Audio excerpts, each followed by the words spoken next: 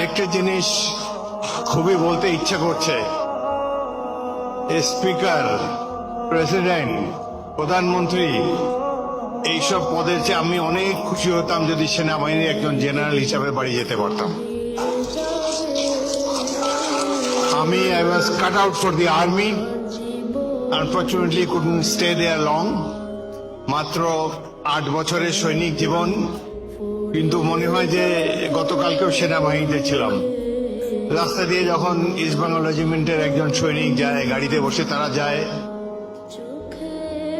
নিষ্পলক দৃষ্টিতে তাদের দিকে তাকিয়ে থাকি। 50-60 বছর পিছনে ফিরে যাই।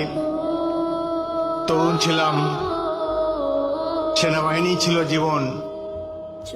একটা জিনিসে অবশ্য আল্লাহর কাছে শুকরিয়া আদায় করি, 1971 সেই মহেন্দ্রক্ষণে সেনাবাহিনীতে ছিলাম এবং একজন সৈনিকের কাছ থেকে দেশবাসী যা আশা করে সেই আশা পূরণের ক্ষেত্রে পিছপা ছিলাম না।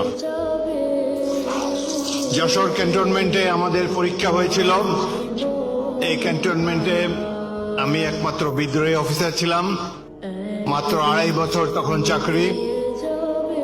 কমান্ডিং অফিসার এবং আরো অফিসাররা সব সিও রুমে বসা ছিলেন। সৈনিকেরা যখন আমার